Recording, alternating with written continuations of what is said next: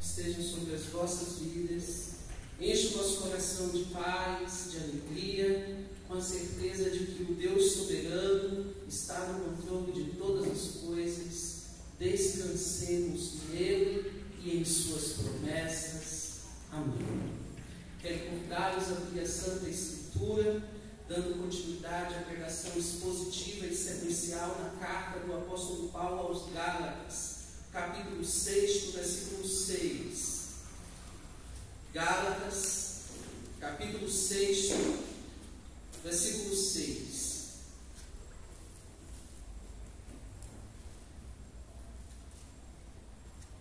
Assim diz a Escritura Sagrada: mas aquele que está sendo instruído na palavra, faça participante de todas as coisas boas aquele que o instrui. Não vos enganeis, de Deus não se zombe, pois aquilo que o homem semear, isso também ceifará. Porque o que semeia para a sua própria carne, da carne colherá corrupção, mas o que semeia para o Espírito, do Espírito colherá vida eterna. E não nos cansemos de fazer o bem, porque a seu tempo ceifaremos, se não desfalecermos. Por isso, enquanto tivermos oportunidade, façamos o bem a todos, mas principalmente aos da família da fé. Amém. Senhor Deus, nosso Pai, fala aos nossos corações essa noite. Desvende os nossos olhos para enxergarmos as riquezas da Tua Santa Escritura. Corrige-nos, exorta-nos, consola-nos para o louvor da Sua glória. Amém. Nós não podemos ser reprovados nos pecados que condenamos. Não podemos viver o cristianismo sem obedecermos a Sua palavra, a palavra de Deus, a palavra santa do Senhor. A nossa vida, ela deve testemunhar que somos de Deus. E então, se nós vivemos o Evangelho de Deus, precisamos andar e viver em conformidade com a vontade do Espírito Santo. De modo que as nossas palavras devem ser confirmadas por nossas ações. Nós somos reféns e escravos das nossas palavras e dos nossos atos. E nem sempre os nossos atos e o nosso comportamento descreve a nossa fé e o que cremos. De modo que, se vivemos no Espírito, devemos andar no Espírito. Se somos cristãos, por que é que nós andamos nas obras da carne? Nós não podemos viver com incoerência entre aquilo que nós falamos e aquilo que nós fazemos. Na carta aos Gálatas, o apóstolo Paulo condena a hipocrisia religiosa dos judeus, o legalismo, a dramatização diante dos homens que se corrompe e se desfaz diante da santidade de Deus. O propósito do apóstolo Paulo ao escrever a carta aos Gálatas era combater o ensino de que a circuncisão era necessária para que houvesse a redenção, a salvação dos homens. Diante disso, então, no capítulo 1, o apóstolo Paulo se apresenta, faz a sua saudação, como nas outras cartas, e ele trata da inconstância dos Gálatas, dizendo-nos: admira-me de que passasseis tão depressa para um outro evangelho que vai além do que vos tenho pregado. Pois, se um anjo dos descer do céu vos anunciar um evangelho que vai além do que vos tenho pregado, ou até mesmo um de nós, os apóstolos, que seja anátema, que seja maldição. Os Gálatas queriam propor que houvesse a circuncisão para a salvação. O apóstolo Paulo chamou esta argumentação de outro evangelho, que estava indo além do evangelho de Cristo que foi pregado, o evangelho da graça. Ainda no primeiro capítulo da carta, o apóstolo Paulo defende o evangelho que ele ouviu e o evangelho que ele pregou. E também ele dá dar o seu testemunho. No capítulo 2, ele vai fazer a defesa do seu apostolado. Ele repreende o apóstolo Pedro por causa do judaísmo que estava impregnado no apóstolo. E ele escreve isso no 2º capítulo. No capítulo 3, mais uma vez, o apóstolo Paulo chama os Gálatas de insensatos. Trata do exemplo do Antigo Testamento, trata de Abraão e apresenta a lei que aponta para o pecado e que apresenta a necessidade do Redentor. No capítulo 4, o apóstolo Paulo trata da escravidão da lei e da liberdade que nós temos em Cristo Jesus. No capítulo 5, ele trata da justificação pela fé, da liberdade cristã, das obras da carne e do fruto do Espírito. No capítulo 6, ele trata do fruto do Espírito na prática. E é a respeito deste tema que eu quero pregar esta noite. O fruto do Espírito Santo na prática. Primeiro, nós temos no versículo 1, a primeira atitude relacionada ao fruto do Espírito Santo na vida do cristão, é que os cristãos devem restaurar os irmãos que caíram no pecado. Versículo 1. Segunda atitude, levar as cargas uns dos outros. Versículo 2. Terceira atitude, dos versículos 3 ao 5, julguem a si mesmos com humildade e sensatez, conforme foi pregado expositivamente no domingo anterior. Nós veremos então a segunda parte da exposição, dos versículos 6 até o versículo 10. A quarta atitude que nós temos aqui relacionada à ação do fruto do Espírito Santo na vida do cristão é: cuidem e abençoem os vossos pastores e os vossos líderes. Versículo 6. Mas aquele que está sendo instruído na palavra, faça participante de todas as coisas boas aquele que o instrui. O apóstolo Paulo está tratando aqui dos fardos, das cargas pesadas. Depois que ele trata no versículo 5, dizendo que cada um levará o seu próprio fardo, ele vai tratar diretamente dos Gálatas. E ele vai dizer: ora, aquele que é instruído na palavra de Deus tem que fazer participante das coisas boas, das bênçãos de Deus. Quais eram as coisas boas? Os benefícios, o sustento, o respeito, a bênção e a graça do reconhecimento daquele que pregava a palavra de Deus para eles. E então ele diz: faça participante de todas as coisas boas aquele que o instrui. Nós temos a palavra instruído na palavra e depois aquele que instrui. Então nós temos os cristãos das igrejas da Galácia, que eram instruídos, e aqueles que eram os seus pastores, os seus guias, os seus líderes. Aqueles que eram os líderes, os pastores, deveriam ser amados, deveriam participar de todas as coisas boas. E aqui o apóstolo Paulo está exortando os Gálatas. Os Gálatas que o criticaram, os Gálatas que desmereceram o evangelho que o apóstolo Paulo pregava, os Gálatas que consideravam o apóstolo Paulo inferior aos apóstolos de Jerusalém. A exortação do apóstolo Paulo é: o fruto do Espírito Santo na prática faz com que vocês cuidem e abençoem dos vossos pastores e os vossos líderes. Aqueles que instruem vocês devem ser amados e abençoados por vocês. E nós aprendemos aqui 3 lições. Primeiro, a respeito dos pecados dos pastores. Existem pastores que estão em pecado. Eles são negligentes. Eles não cuidam das ovelhas. Não buscam as ovelhas que caíram. Não buscam as ovelhas que se perderam. Estão em pecado. E diante da mão do Deus Altíssimo, que conhece e sonda os nossos corações, negligência, perversão, mundanismo, interesses por dinheiro e por riquezas. Existem pastores que estão em pecado. Mas além disso, nós aprendemos uma segunda lição, que diz respeito aos pecados da igreja em relação aos seus pastores. Alguns cristãos se rebelam contra as autoridades, se opõem, dificultam, não cooperam, criticam, desmerecem e desqualificam. O ensino do apóstolo Paulo aqui diz respeito aos pecados daqueles que, ao invés de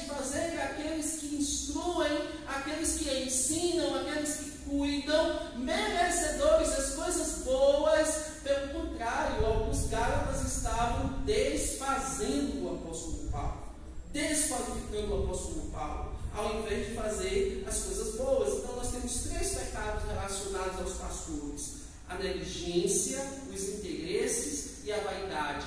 E nós temos 3 pecados que podem ser mencionados em relação aos pecados da igreja, em relação aos seus pastores, os seus líderes, que é o pecado da rebeldia, da oposição e da desqualificação. E nós aprendemos uma terceira lição, que diz respeito ao ensino desse texto. A igreja deve sustentar os seus pastores, os seus líderes, deve fazer com que seus pastores, seus líderes sejam participantes de todas as coisas boas. Envolve o sustento do pastor, do obreiro, do missionário, do evangelista. Envolve também a honra.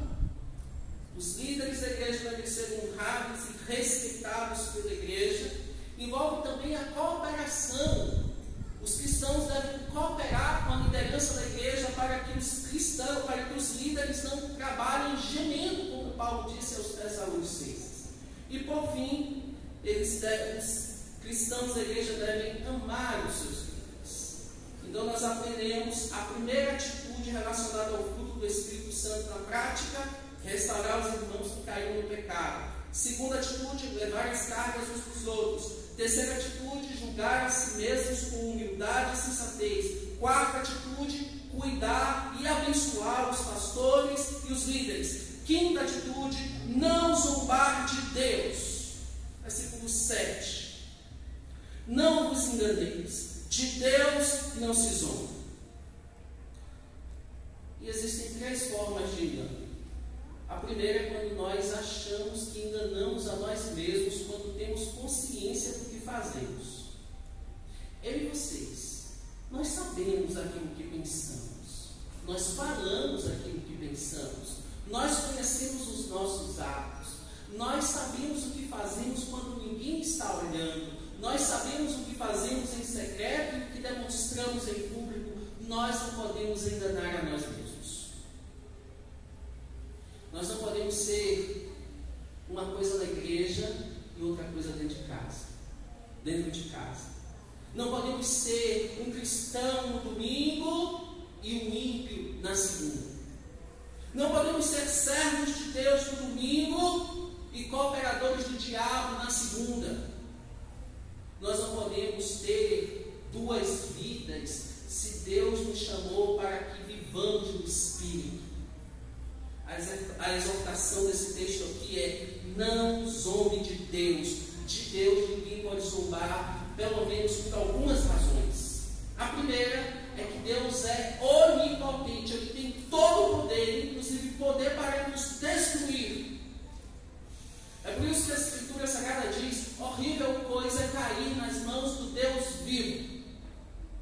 Segundo atributo de Deus que podemos mencionar aqui é que Ele é onisciente, Ele sabe de tudo. Então aquilo que você faz escondido está diante dos olhos de Deus. O marido que está adulterando, ele está adulterando diante dos olhos de Deus. O jovem que está vendo pornografia, está vendo pornografia diante dos olhos de Deus. A esposa que está com conversa maliciosa com outro homem, está fazendo diante dos olhos de Deus.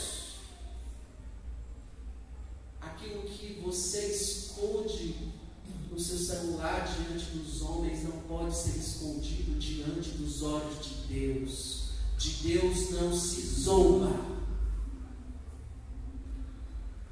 Essa é uma realidade que nós podemos atribuir a uma espécie de ateísmo cristão. É aquele que se declara cristão, mas vive como se Deus não existisse. Tem gente que se declara cristão, mas faz tudo ao contrário do cristianismo. Uma segunda lição que aprendemos aqui é que cristianismo não é brincadeira. Nós não brincamos de ser cristãos.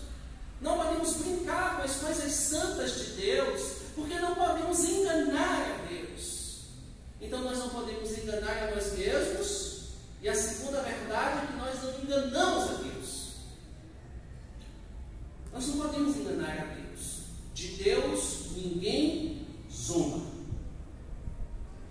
Nós temos também uma terceira lição, uma terceira verdade sobre o engano. Nós enganamos as pessoas por tempo até que elas conheçam quem verdadeiramente nós somos de verdade. Você pode enganar uma pessoa por um tempo, mas você não vai enganar essa pessoa por muito tempo. Você pode enganar uma pessoa por muitos anos, mas não vai enganar essa pessoa por todos os anos. As nossas atitudes revelam quem nós somos diante de Deus e diante das pessoas. De Deus não se zomba. Aprendemos 4 verdades aqui. A primeira é que precisamos ter compromisso com Deus. Segundo, precisamos ter seriedade com as coisas santas de Deus. Terceiro, nós precisamos perseverar no caminho de Deus. Quarta lição, nós somos vistos e avaliados não apenas pelos homens, mas somos vistos e avaliados pelo próprio Deus. De Deus não se zomba. Sexto fruto do Espírito na prática, sexta atitude. Não plantem o pecado para que possam colher a vida eterna. Versículo 7. Não vos enganeis, Deus não se zomba, pois aquilo que o homem semear, isso também ceifará. Aqui, o apóstolo Paulo vai trazer o exemplo de uma plantação. Ele vai dizer o seguinte: o agricultor, ele planta, ele espera um tempo e depois ele colhe. Ele traz isso para a vida, porque tudo quanto você plantar no presente, você vai colher no futuro. Então você não pode esperar que você vai tratar mal as pessoas, vai fazer mal às pessoas, vai fazer mal a quem você pensa que precisa fazer mal, e você vai colher o amor que você não deu. Sabe aquele marido que maltratou a esposa e os filhos a vida inteira e depois chegou à velhice? E ele se pergunta: por que é que os meus filhos não me visitam, não querem conta comigo? Porque ele plantou durante a vida inteira o mal.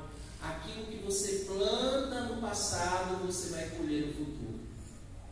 Aquilo que você fez no passado, você vai colher no futuro. Aquilo que você está fazendo com a sua vida hoje, você vai colher no futuro. Então a nossa vida depende da forma como nós estamos vivendo. O apóstolo Paulo diz: não zombem de Deus, muito menos não plantem o pecado, porque se você plantar o pecado, você não pode colher a vida eterna. Aquele que vive na prática do pecado não conhece a Deus. O texto diz: aquilo que o homem semear, isso também colherá. Por qual motivo? Versículo 8: porque o que semeia para a sua própria carne, da carne colherá corrupção. Então o apóstolo Paulo está tratando aqui da ação e da consequência. Tudo que eu e você fizermos na vida tem consequência. Tudo. Se você tomar uma decisão errada hoje, você vai contemplar o fruto dessa decisão no futuro. Se você decidir fazer sexo antes do casamento hoje, você vai colher o caos infrutífero disso no futuro. Se você decidir roubar hoje, você vai colher o fruto do seu roubo no futuro. Se você decidir mentir hoje, você vai colher o fruto da sua mentira no futuro, porque não há nada de oculto, de escondido que não venha a ser revelado. Se você adulterar hoje, o seu adultério será exposto diante dos seus olhos no futuro, porque não há nada que façamos às escondidas que Deus não revelará às claras. Aquilo que nós plantamos hoje, nós colhemos no futuro. Se plantamos na carne, colheremos a corrupção. Todo pecado tem consequência. Então não pense você, eu também não posso pensar que os meus atos no presente hoje não representarão consequências no futuro. Aquilo que eu fizer hoje, eu vou colher no futuro. De Deus não se zomba, mas o que semeia para o Espírito, do Espírito colherá a vida eterna. É que o apóstolo Paulo interrompe: se você plantar nas obras da carne, e que plantio é esse? Eu vou te dizer qual é o plantio. Gálatas, capítulo 5, versículo 18. Versículo 19. Ora, as obras da carne são conhecidas e são: se você plantar prostituição, impureza, lascívia, idolatria, feitiçaria, inimizade, porfia, ciúmes, iras, discórdia, dissensões, facções, invejas, bebedices, glutonarias, se você plantar essas coisas, você não vai colher nenhuma outra coisa a não ser as consequências da corrupção desses pecados. Então não pense, eu fiz isso só uma vez, porque vai ter consequência. Eu fiz isso só uma vez, vai ter consequência. Eu estava com os meus amigos, e depois eu fui no barzinho, e tinha culto no sábado da mocidade, e ao invés de estar no culto no sábado da mocidade, eu estava com os colegas da faculdade, em um barzinho, eu estava no lugar errado, na hora errada, com as pessoas erradas, então eu bebi um copo de cerveja. E por causa desse copo de cerveja, bebeu mais um, mais dois, mais três. Quando se viu, estava bêbado, e depois que estava bêbado, praticou outros pecados diante dos olhos de Deus. Por causa de uma atitude errada, vários outros abismos são cavados para o inferno. Cuidado com os pequenos desvios da verdade. É no pequeno desvio da verdade que nós desviamos de vez e caímos no abismo. Não devemos estar nos lugares errados, não devemos compactuar com as pessoas erradas, porque o nosso lugar é na casa de Deus, com os nossos irmãos, fazendo o que agrada a Deus, para que nós frutifiquemos no Espírito e não andemos nas obras da carne. O texto diz: mas o semeio do Espírito vai colher vida eterna. Duas plantações, duas colheitas. Quem planta as obras da carne vai colher corrupção e sofrimento. Quem planta o fruto do Espírito vai colher a vida eterna. E eu quero perguntar para mim e para você: o que nós estamos plantando hoje? O que é que você está plantando hoje? Você está plantando prostituição? Você está plantando lascívia, impureza? Você está idolatrando pessoas? Está provocando inimizade? Está provocando ciúme? Está provocando briga, ira, discórdia, facção, divisão? Você está bebendo? Você está invejando? Você está comendo mais do que devia? Qual é o pecado? Qual é a obra da carne que está sendo alimentada no seu coração? Se você plantar essas coisas hoje, você vai plantar e vai colher corrupção no seu futuro. Cuidado com o que você planta. Não plante as obras da carne, porque quem planta a obra da carne vai colher corrupção, e a corrupção é aquilo que o texto sagrado diz: o salário do pecado é a morte. Agora, você pode plantar o fruto do Espírito: amor, versículo 22, alegria, paz, longanimidade, benignidade, bondade, fidelidade, mansidão, domínio próprio. Se você plantar essas coisas, Paulo diz: contra essas coisas não há lei. E os que são de Cristo Jesus crucificaram a carne com todas as suas paixões e desejos. Se vivemos no Espírito, andemos também no Espírito. Duas lições podemos aprender aqui. A primeira é que nós somos escravos dos nossos pensamentos e das nossas palavras. Então, se você empenhou sua palavra com alguém, cumpra. O cristão precisa aprender a dizer três coisas: não posso, não quero, não devo. E precisa aprender a responder o motivo. Não posso por causa de Deus, não quero por causa da palavra de Deus, nem devo para não desobedecer a meu Deus. Não posso, não quero, não devo. Esses são os nãos que eu preciso aprender a dizer. Eu gosto do Charles Adam Spurgeon quando ele diz: aprenda a dizer não, e isso vai ser mais útil do que falar latim. Se você aprender a dizer não, você vai ser uma pessoa mais sábia.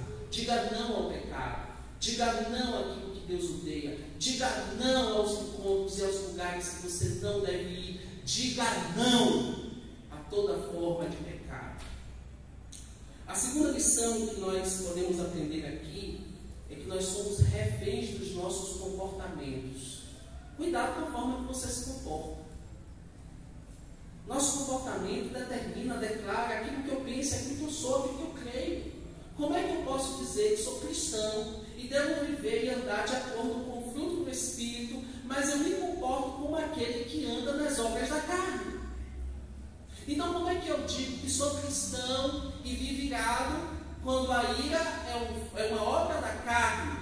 E a Bíblia diz que eu tenho que ter o fruto do Espírito. Então, se a Bíblia diz que eu não posso ser um prostituto, um impuro, um lascivo, é porque eu preciso ter amor pelos meus irmãos. Então eu não vou defraudar, eu não vou provocar um desejo que eu não posso cumprir, porque todos esses pecados sexuais, eles só são pecados porque são fora da vontade de Deus e fora do casamento.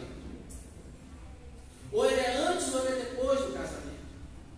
Então esses pecados sexuais que estão aqui nas obras da carne, eles não podem ser praticados por aqueles que têm o fruto do Espírito, que é o amor.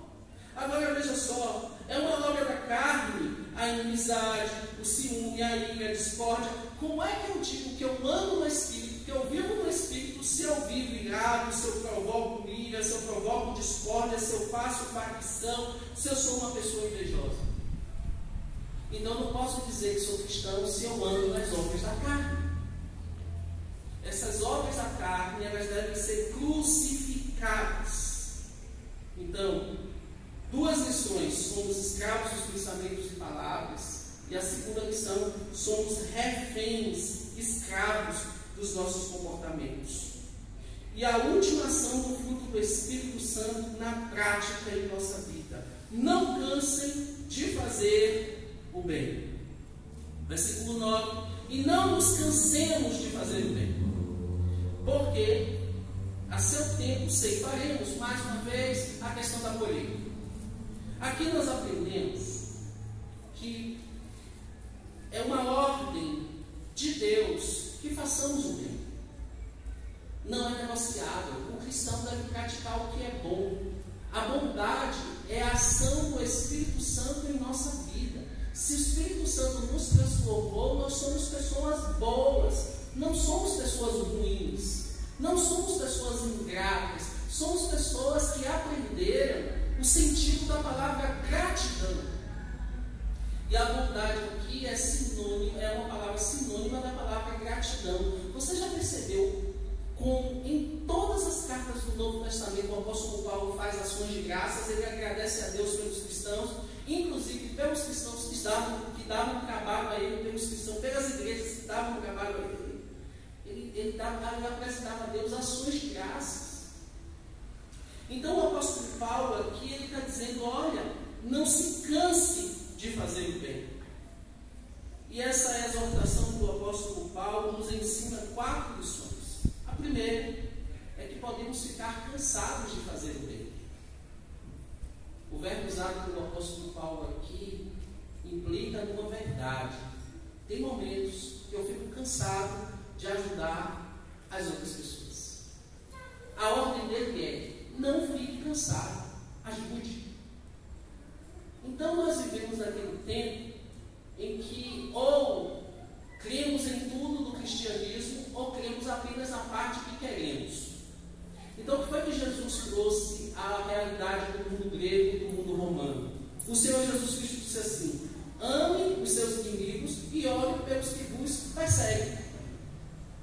Então o Senhor Jesus Cristo ensinou 2 coisas que revolucionaram o primeiro século: que você deveria amar quem te faz o mal, que você deveria orar por quem te persegue. É isso que te faz cristão no seu trabalho, na sua família, na sua casa. Quem aqui não aprendeu a amar aquele que faz o mal, não entendeu o sentido do cristianismo. O apóstolo Paulo está dizendo: não canse de fazer o bem.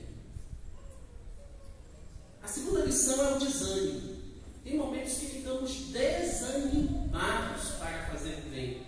Perdemos o foco, paramos de fazer o bem, paramos de ajudar as pessoas, paramos de buscar aqueles que caíram no pecado, paramos de carregar os fardos uns dos outros. O apóstolo Paulo está dizendo: não canse, não desanime. Terceira lição que aprendemos: não perca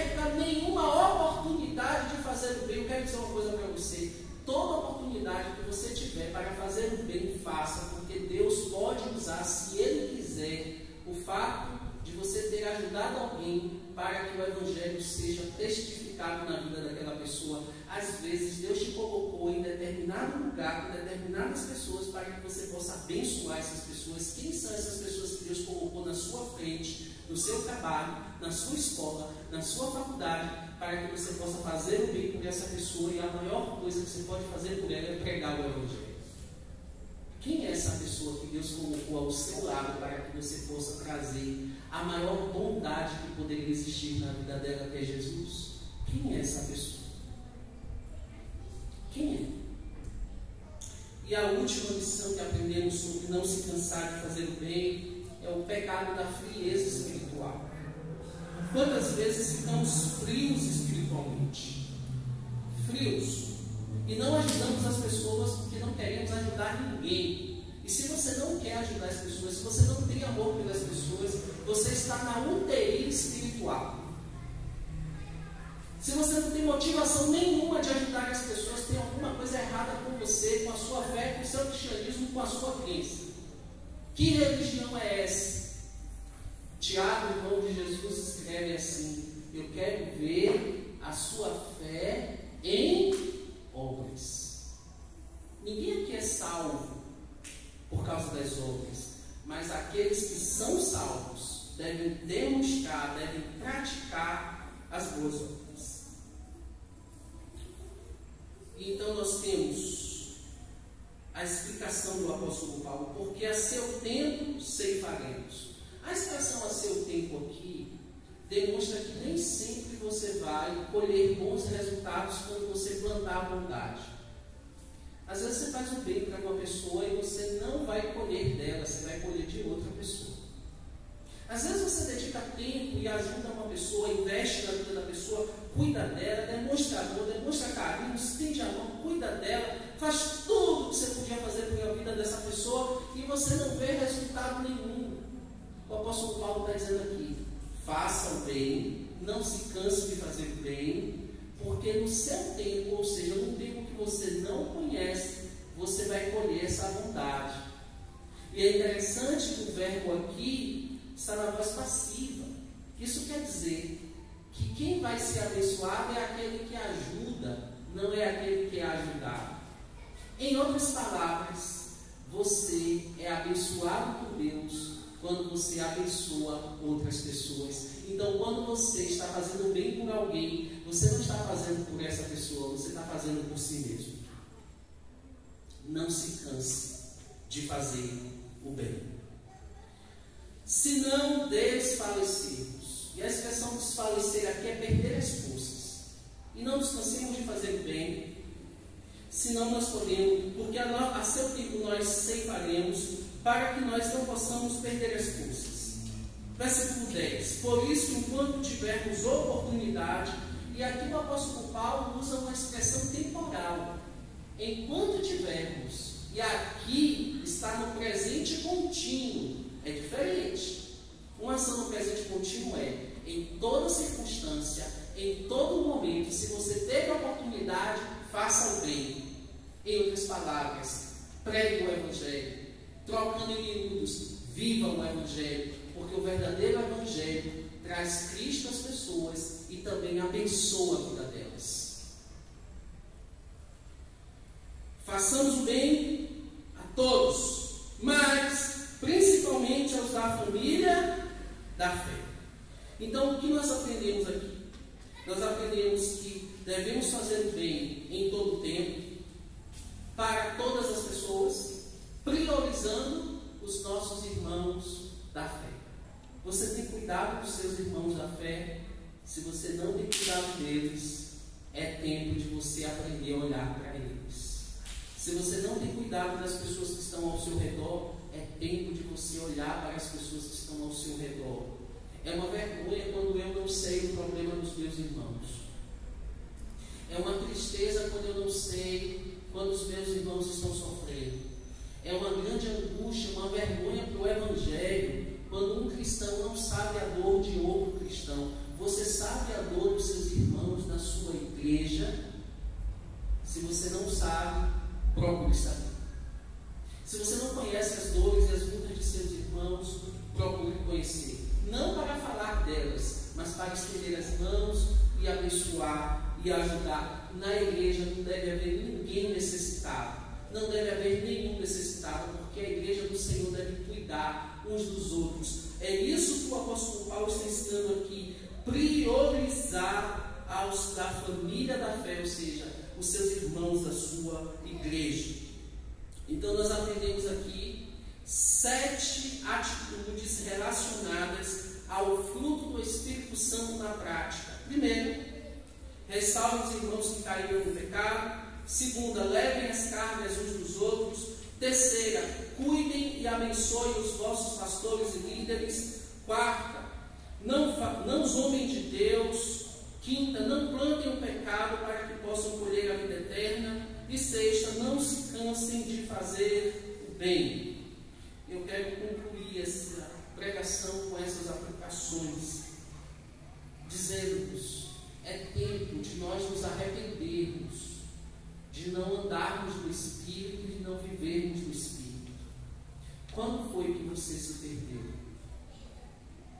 Eu quero falar para você. Quando foi que você caiu? Eu quero falar com você. Onde foi que você perdeu a sua fé? Quando foi que você não levantou aquilo que estava caído? Quando foi que você não levou a carga do seu irmão e da sua irmã? Quando foi que você se julgou melhor ou superior às pessoas? Quando foi que você desonrou os seus pastores, os seus líderes, e ao invés de amá-los, respeitá-los e sustentá-los, você os criticou, os desqualificou, os desmereceu? Quando foi que você se perdeu do Senhor? Quando foi que você se perdeu da igreja? Qual foi o caminho que te perverteu? Qual foi o pecado que te arruinou? Hoje é dia de se libertar do pecado. Hoje é dia de dizer não ao pecado. Hoje é dia de mudar de vida. Faça isso agora. Faça isso para a glória de Deus. Que o Senhor Deus tenha misericórdia de mim e de você. Amém. Vamos nos levantar e orar.